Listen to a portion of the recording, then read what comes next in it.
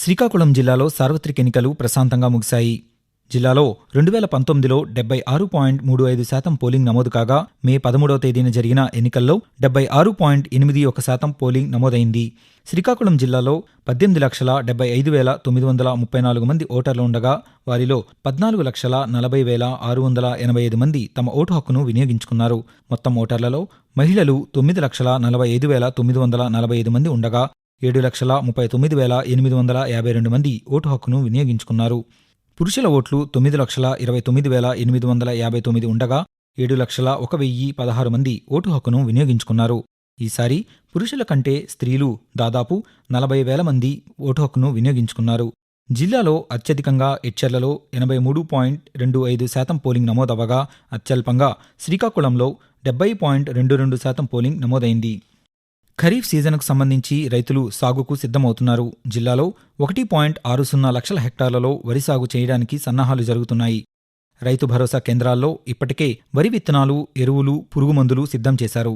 శ్రీకాకుళం జిల్లా వ్యాప్తంగా ఉన్న 30 మండలాల పరిధిలో అన్ని రైతు భరోసా కేంద్రాల్లో వరి విత్తనాలు విక్రయం ప్రారంభించారు. ఎన్నికల సంఘం అనుమతించడంతో ఖరీఫ్ ముందస్తు పనులు శరవేగంగా జరుగుతున్నాయి. గిరిజనులకు 90% రాయితీపై విత్తనాలు అందిస్తున్నారు. సాగునీటి వనరులకు సంబంధించి జిల్లాలో వంశధార, నాగావళి, మడ్డువలస, తోటపల్లి ప్రాజెక్టుల పరిధిలో సాగునీటి కాలువలు శుభ్రం చేస్తున్నారు.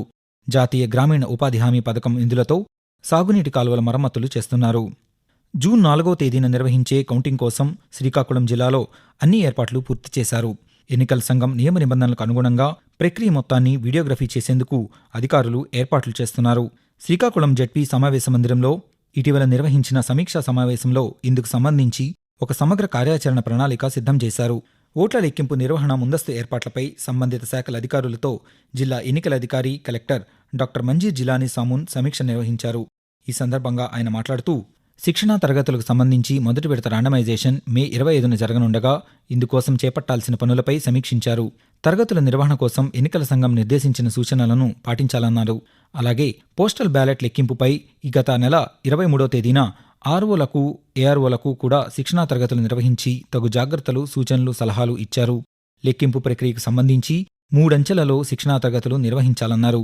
మీడియా సెంటర్ ఏర్పాట్లపై జిల్లా సమాచార, పౌర సంబంధాల అధికారితో చేపట్టవలసిన పనులను సమీక్షించి పలు సూచనలు చేశారు.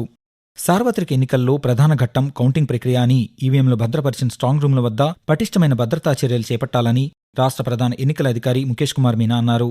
శ్రీకాకుళం జిల్లా ఎచ్చెర్ల శ్రీ శివాని ఇంజనీరింగ్ కళాశాలలో ఏర్పాటు చేసిన ఈవీఎంల స్ట్రాంగ్ రూమ్లను రాష్ట్ర ప్రధాన ఎన్నికల అధికారితో పాటు జిల్లా ఎన్నికల అధికారి collector doctor Manzir Jilani Samoon, SP GR రాధికలతో కలిసి గత నెల 18న ఆయన పరిశీలించారు. ఈ సందర్భంగా కలెక్టర్ మాట్లాడుతూ అనుక్షణం అధికార యంత్రాంగం అప్రమత్తంగా ఉండాలన్నారు. శ్రీకాకుళం పార్లమెంటుతో పాటు 8 శాసనసభ నియోజకవర్గాలకు సంబంధించిన స్ట్రాంగ్ రూమ్లను క్షుణ్ణంగా పరిశీలించారు. అన్ని చోట్ల సీసీ కెమెరాలను పరిశీలన చేశారు. తనిఖీ అనంతరం సందర్శకుల రిజిస్టర్లో ఆయన సంతకం చేశారు. 3 అంచెలు గల కేంద్ర పోలీస్ బలగాల గార్డును, జిల్లా ఆర్మ్డ్ పోలీస్ గార్డును, సివిల్ పోలీస్ బందోబస్తులను ఆయన పరిశీలించారు. ఇక్కడి పరిస్థితులను నిరంతరం పర్యవేక్షించాలన్నారు. అనధికార వ్యక్తులను స్ట్రాంగ్ రూమ్లు ఉన్న ప్రాంతంలోకి ఎట్టి పరిస్థితులను అనుమతించరాదన్నారు. ఎన్నికల సంఘం నిబంధన ప్రకారం అన్ని విధాలుగా జాగ్రత్తలు వహించాలన్నారు. ఈవీఎం కంట్రోల్ రూమ్లను పరిశీలించారు.